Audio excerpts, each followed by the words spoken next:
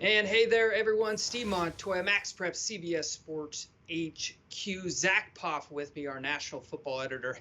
And all right, Zack, we're going to try to do something pretty much impossible, and that's name the top team in every state all time. So we're going to pick a team that we think is the best from the 1930s all the way until now. So yes, impossible. We get it. We're probably going to have a lot of states wrong, a lot of arguments coming our way, but that's why we're doing this. We want to spark some conversation, right, Zack?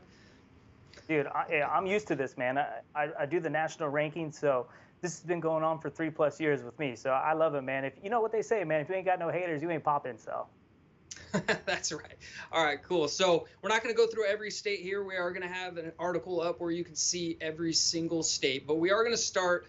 Of course, when we're talking high school football, we got to start in Texas, and there's so many teams that could be mentioned here. But we're going to start in 2015. The Katy Tigers, 15-0. They outscored their opponents 778-62. What do you think about the Katy Tigers in 2015, Zack? Hey, let's be real, man. If you're allowing 62 points for the entire season, I did some math earlier, and that comes out to 3.875 points per game. They also posted 10 shutouts that year. And you just look at what Gary Joseph has done with that Katy program. He's had a lot of big-time teams. I mean, the Tigers have won 8 state titles in school history. But that 2015 team, they finished #1 in the Excellent 25 rankings. And a lot of the reason had to do with a great defense. Now, I know, Steve, a lot of people are going to argue, hey, what about that 1988 Dallas Carter squad? Or, hey, what about Kyler Murray's teams, especially that junior season he had in 2013? You could really pick either his senior or junior season team, but I strongly feel like his junior season team was a lot better. So I think you could have a lot of arguments made for those two programs, and obviously a lot more, but I feel like you can make a strong case for Katy, obviously, in 2015. That's, one of the best defensive teams we have seen, not just from the state of Texas, but from any team in high school football in the entire country during a single season. Yeah, and when we looked at these top teams, we looked at, did they finish highly ranked? Were they #1 overall? Did they win a state championship if they were eligible? All those things came to fact. Were they a dominant team in that era? And how good is this team versus that team? So we looked at a lot of different things. In the state of Nevada, Bishop Gorman, hard to argue against what Kenny Sanchez and that team did there through, the late into 2015, 16, 2016. They were 15-0, and that was an incredible team in the state of Nevada. Yeah, Tate Martell, that year, he put on one of the best single-season performances any quarterback's ever had. And you just look at the schedule they played. They opened the season, they rolled out to Texas. People always say, hey, people are scared to come play us in Texas. That's exactly what Bishop Gorman did that year. And they rolled Cedar Hill 44-14. They also had notable wins over Florida Power St. Thomas Aquinas, one of the best games we've ever seen, a double overtime victory. And they also beat St. John Bosco, a SoCal Power. So you just look at what Bishop Gorman did. They weren't afraid of any smoke that year, and that team was loaded, man. Tate Martell was the National Player of the Year that season. They had Biagio Ali Walsh at running back. Then you got Brevin Jordan at tight end. Dorian Thompson-Robinson was a receiver on that team. He's actually the quarterback now at UCLA.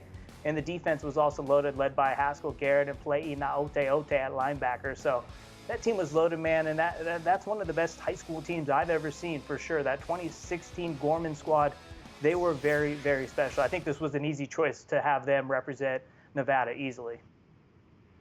All right, we're going to jump to Louisiana. John Curtis Christian, kind of a smaller school, but man, did they produce a lot of talent. They're really, really good team every single year. One of the best coaches ever in high school football. And in 2012, under JT Curtis, they went 14-0. Really good, talented team, like I said, every single year in the state of Louisiana. Yeah, our guy Steven Spiewak, man, he put them #1 in the Excellent 25 final rankings that year for a reason. That's right. And you mentioned the team they had. They were led by a junior wide receiver, then former five-star Malachi Dupree. This dude was all about that sauce. You see that popcorn bag above me? He was a get your popcorn ready type of dude. They ran through everybody in the state of Louisiana that year, and they also had a big win against a Florida program in Plant High School. So I think this was another easy choice for the state of Louisiana. That 2012 John Curtis squad they were legit. Yeah, let's jump out to New Jersey. Don Bosco Prep. They were a team when MaxPreps got started up in the early 2000s and just continued that dominance through the years. 2011, they were 11-0 under Greg Toyle. Just Don Bosco Prep, another one of those teams that's just consistently solid year in and year out. Yeah, I mean, you look at Greg Toll, he's a legend, arguably not just the best coach in New Jersey high school football history, but he's up there with anybody in the nation. And, that team had a saucy Jabril Peppers, young Jabril Peppers. He played his first 2 years at Don Bosco Prep, then finished out at Paramus Catholic. He won a state title all 4 years, and he really led the charge for that Don Bosco squad. They had notable wins against Manatee out in Florida, and they also had a nice win against Mission Viejo, and they beat Bergen Catholic twice, and obviously that second one came in the non-public Group 4 championship game. So another, New Jersey's had some very good teams, but I think it's hard to argue that you could go with anyone over this 2011 team. They finished the year number 1 in the Excellent 25 rankings. And I would argue that Spiewak didn't do this just because he's a Jersey guy. They definitely earned it.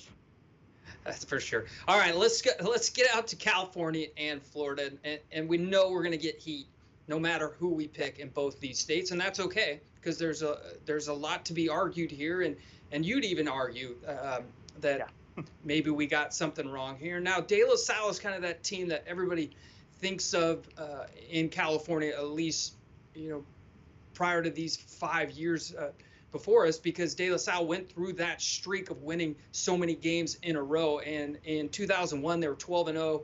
I mean, they had a lot of undefeated seasons under Bob Ladouceur, but that's the team we picked here is the 2001 De La Salle team. But I know that you may argue against that. You might have some other teams on your list in the state of California. I will say this, though, with that 2001 De La Salle team, I think you could have picked a lot of De La Salle teams from that 92 to 2004 era where they won 151 consecutive games. But I think the reason why that 2001 team was named the best team from California because they had that big win over then number 1 Long Beach Poly in one of the most epic high school football games of all time. And they actually won that game by 2 scores, 29-15. But the one team I definitely want to mention, and I might have put at number 1 all time for the state of California, is that 2017 Mater Dei squad. When you look at talent, they were as talented as any other high school football program. JT Daniels at quarterback was the National Player of the Year. You had Almanar St. Brown, Brew McCoy, Mike Martinez, CJ Parks, Nico Remigio, a great offensive line led by Tommy Brown, Miles Morale, Chris Murray. Then on defense, you had Solomon Tuliao Papu and Mace Funa, and a young Elias Ricks and Darion Green Warren. I could go on and on about the talent this Mater Dei team had. But the reason why I think you can make a strong case for them is they went wire to wire as the number 1 team in high school football that season, and they never trailed at any point during the entire season, and they played one of the hardest schedules. I think you could make a strong case for that 27 Mater Dei team, and if it was up to me, I probably would lean Little Monarchs here. We'll get our other writer, Mitch Stevens, coming on. You guys can battle De La Salle versus Mater Dei. Speaking of Mitch Stevens, one of our senior writers, he went out and saw Lakeland in 2005, who we have as our Florida team. They went 15-0 under Bill Castle. I mean, there's so much talent in the state of Florida. It's easy to pick a lot of teams just because there's been so many great dominant teams in the state of Florida. But what do you like about that Lakeland team? What other Florida teams come to mind to you? I like those Pouncey twins, man. Those dudes were straight hogs on the offensive line. Then you also had Chris Rainey in the backfield and Ahmad Black in the secondary. Also played a little offense for that 2005 Lakeland team. That was the middle of a 3-year state title run for Lakeland and that Bill Castle squad. That team was loaded, man. They were nice, I think, and obviously they capped off that perfect season. They beat St. Thomas Aquinas very handily in the state title game. The one team that I would maybe mention that would I would stick with the 2005 Lakeland squad if it was up to me, but a team you could mention is that 2013 Booker T. Washington squad. That team was big time, They had a bunch of ballers, but I feel like Lakeland 2005 is the right decision here. All right, that's a lot there, and we know there's a lot more states out there, and there's going to be a lot of disagreement in this article. We get that. It's pretty much an impossible task, but that's what we're here for. We love to talk high school football, so tweet at us, especially Zach. In this case, even though I didn't make the list, but it's all good. Sure. That's true. All right, Zack Poff right there. Steve Montoya, thanks for joining us on MaxPreps and CBS Sports HQ.